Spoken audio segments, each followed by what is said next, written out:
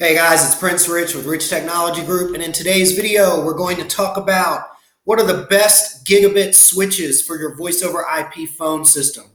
Now, before we get into this, I want to be clear on who this video is for. This video is going to be for businesses that are watching this that currently have a phone system and maybe in the process of upgrading their network, and it's time to replace your switch, or you're having issues with a switch that needs to be replaced, or businesses that are watching this that are thinking, hey, we think it's time for us to upgrade to a business phone system, voice over IP hosted phone system specifically. I'm going to give you some pointers in this video on how to make sure that the switch that you get is right for your system, and it hopefully won't cause any problems in regards to communication and things like that. So first, before we get into this, let's talk about some of the issues that one might come across if their switch has got some problems or something like that.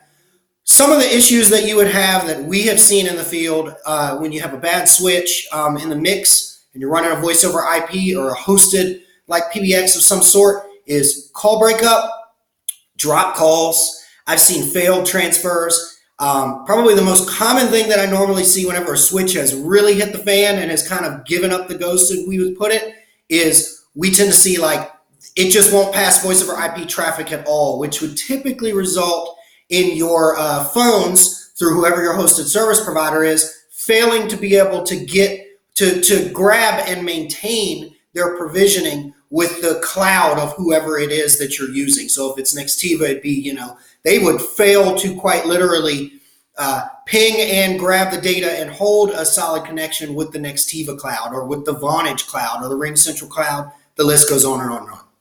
So those are some of the things that you may encounter.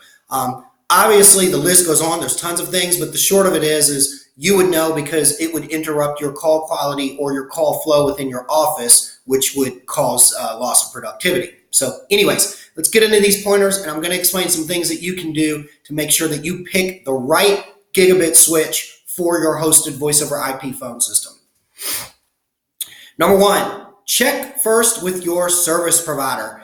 I know this sounds really obvious, but you guys would be surprised how many people that I see that will come to me and they will say something like, hey, we want you to get us this phone system. We've already done the research on Vonage. We've already done the research on Nextiva or whoever it is, and we see that you're a broker. We want you to handle that. While I appreciate that, I have a lot of people that will come to me and also say, we also bought all of this equipment to go with whatever system that you recommend. Two problems there. Number one, that's getting a little ahead of the, like they say, putting the cart before the horse, essentially, because you're buying equipment for a question mark provider that you don't really know if that equipment's even going to work with that provider. And if you can't return the equipment, that's even worse. So I always recommend for those of you watching that you select your equipment based on the provider. If you have to purchase the equipment before you pick the provider, like say it's the end of the fiscal year or it's the end of the budgeting period and you've got to spend it before management takes it away, that's fine. Just get with somebody like me or whoever the provider is that you're deciding to go with and figure out, try to settle on the provider that you want before you purchase the equipment, because the equipment needs to be secondary, not first. The provider that you're deciding to go with kind of determines what equipment you want if you want things to work in a compatible and functioning manner.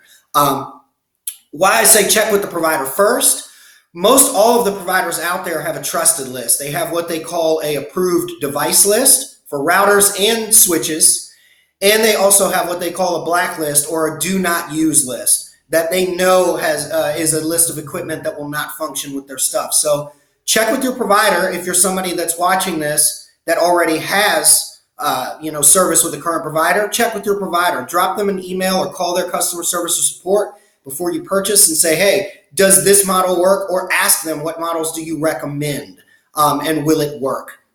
So if you're somebody who's watching this that hasn't already purchased a phone system or is in the market for a voice over IP hosted phone system, then you're in luck, because A, we can do the shopping for you at no cost, and B, if you come to me and say, hey, can you recommend me a router or a switch that will work with this based on the size of my company, I do that all day long for customers that need hosted systems that come to us and ask for hardware recommendations. So I've seen enough to know what works and what definitely doesn't work in the field. Point 2, and this one might sound obvious too, but you'd be surprised how many times this one takes people for a loop. Make sure that the gigabit switch that you're going to get has enough ports. I know this sounds silly, but you wouldn't believe how many people they will go to get a phone system, and I guess some people, if they're new to hosted IP and they're coming from analog, they forget that the phones use data, use an Ethernet plug just like their computers do. So they won't factor the phones into the equation. So I've seen people that will quite literally get like a 10 extension phone system and already have 13 computers in the office and come to me and say, hey, can you give me some pointers on how to set up this 12 port switch? And I'm like, well, wait a minute, you're like, 6 to 8 ports short. Like, what's going on there? Make sure you've got enough ports. I know that sounds goofy, but also remember that your router plugging in and maybe some other things that you may have, like a printer or on the network or something like that, like an office printer, that is going to take up a port on your switch and your router or your router as well. So factor every device that you've got in the office that's not Ethernet, that's Ethernet, that's not wireless, into the equation. And wireless access points also fit into that equation. They need to plug directly into your router and switch as well. So if you've got access points, those got to go in there as well. So don't forget about those. Factor everything into the equation. Point number 3, go gigabit only. For those of you who are going to be like shopping online or shopping on, Newegg or your preferred, online technology store, it might be Tiger Direct, who knows? There's a couple of things that you got to realize. Number 1, believe it or not, you can still get 10100 routers on the market. Yes, I know they're old school. Everything has moved to gigabit these days. I mean, even wireless has moved to gigabit, but there's still, for some reason, there's 10100 routers on the market. Make sure that the switch that you get is gigabit, but more importantly, there's a slight gimmick or something that tends to be kind of gimmicky with switches. When you go online, you'll see something like 24 port gigabit switch. Don't stop there and don't hit the purchase button. You need to look in the additional information or in the extended description, and you need to look to see how many of those, in this example, 24 ports are gigabit. You would not believe how many switches that I see that in the description on Amazon or Newegg or wherever it may be online, it says 16 port gigabit switch. And then you look in the extended details and it says, 8 ports, 10100, 8 ports, 10,000, which means 8 ports are only 100 megabit, and then the other 8 ports are gigabit. Make sure if it's a gigabit switch, and let's say you're looking at a 16 port gigabit switch, it says gigabit X 16, which literally means 16 of the total ports are gigabit. If you're looking at a model and you're not sure, because it is kind of gimmicky and some models won't even mention it in the description very well, feel free to drop me an email with the model number, or at least drop me a link of where you're looking at this thing at, like on Newegg or whatever, or Amazon or whatever it is. Drop me a message, send me a link and say, hey, Prince, can you check this for me? It takes me 10 seconds because I know where to look and I don't mind saving you the money and the return, having to return something that you found out didn't have what you needed on it. Point number 4, if you need PoE, make sure that you get a switch that's PoE.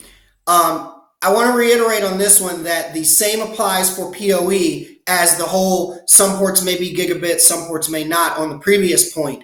Make sure in the extended details or in the additional information that all ports are PoE. This is a common gimmick that we see. I've even fallen for this in the past when we've ordered switches and stuff for our things in the office and been like, oh crap, this 12-port switch that I bought has only got 6 ports PoE that are power over Ethernet, and then the other 6 ports aren't PoE. And then I've got to send it back or just bite the bullet and just deal with it. So check those descriptions. You may as well go PoE. PoE switches will cost a little bit more, but I highly recommend you go PoE versus going non-PoE, because nowadays, who wants a lot of wires? Everything is all about minimalization, keeping things basic.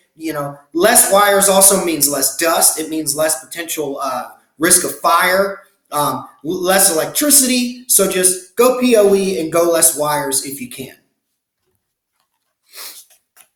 Point number 5 that I'd like to make is you get what you pay for. I already mentioned at the beginning of this video, we have done a lot of installations. I've got hundreds of customers nationwide that I've dealt with many of the different providers. I'm just going to tell you guys straight up, you get what you pay for when it comes to switches and routers and pretty much anything in the technology world these days.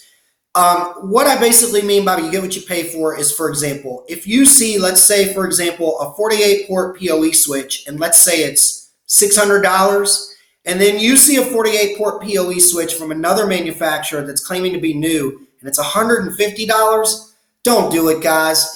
There's a reason that it's that cheap. I'm not saying if you see one for $550, then you see one for $350, don't maybe go for the $350 one if it's got good consumer reviews, but use common sense with the pricing. If you shop around on Amazon or Newegg or wherever it is you're looking, you're going to see a pattern of price within some variation of the different models. If you see one that's just so cheap, you just got to throw it in the cart, and we're talking like 20 or 30% of the asking price of the majority of the other ones, don't do it, guys. You're going to lose more money in the amount that you thought you were going to save on getting the cheaper switch versus getting the better one.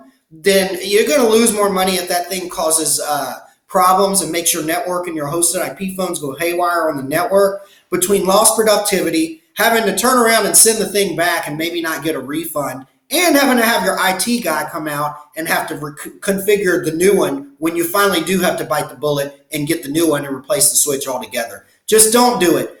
I'm not saying get the most expensive switch that you see on the shelf, but use common sense and get something that's kind of mid-grade, mid-level price and has decent consumer reviews. Last but not least, some things to consider. There's some really good brands out there that we've worked with in the past that we recommend. I'm going to mention some of those, and I'm going to mention one that I absolutely, under no circumstances, recommend. So as far as some good switches out there, Linksys makes some really good switches that we've actually sold in the past, and I had the pleasure of configuring for some customers that were using hosted voice over IP. Great switches. Netgear makes some really good ones as well. Ubiquiti makes some excellent ones. One that I recommend that you absolutely stay away from is a company called TP-Link. We have seen nothing but issues with these guys in the field. Not only have they caused problems with just normal things that you think that switches would work with, like computers, passing traffic from wireless access points, they have typically been notorious with trashing hosted phone system traffic for voice over IP and causing just unfathomable issues that I don't even want to go into right now. To add insult to injury, they're typically horrible with warranties and typically will blame the issues that you're having on everything but their switch, even if you're a experienced IT administrator like myself and like my guys in the field that are, even if you're able to produce definitive proof like myself and my guys in the field, showing them that it's their switch. Just don't do it. I'm sure they make some other great things on the market because they're a big company. They might even be Fortune 500 and they've been around for a while, but just say no to their switches, especially if you're thinking about adopting a voice over IP phone system or already have one. One last point that I want to throw into the things to consider is, I know a lot of you who are watching who might have a bigger outfit, like for example, maybe 30 computers or network devices on the network or much larger, especially if you're a call center. You probably require a managed switch. I want to be very clear. I am not saying that managed switches will not work with hosted IP, but most of the providers out there will even tell you that they don't recommend managed switches. So if you absolutely have to have a managed switch for your network load or for your outfit, that's fine. Go ahead and use a managed switch. If you don't need a managed switch, don't get it, because I have seen managed switches cause some problems with voice over IP phone systems. I'm not saying that they always do, and I'm not saying that the one that you have will. I'm just saying you throw an extra variable into the equation that may cause some issues down the road. So if you don't need a managed switch, go unmanaged, or what we call just a dumb switch that just passes traffic back and forth and doesn't have any sort of filtration in it or anything like that that could impede your voice over IP traffic. leave that kind of stuff to your router. So anyways, in closing, I hope that helps you guys figure out what some of the best brands on the market are.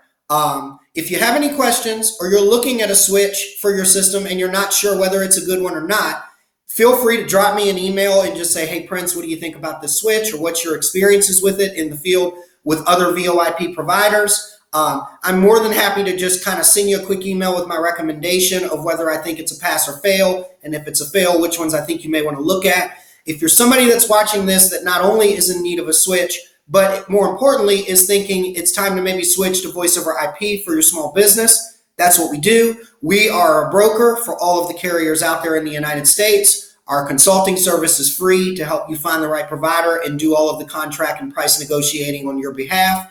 Give us a call. I'd like to help in any way we can. Again, this is Prince Rich with Rich Technology Group, and I'll chat again with you guys soon.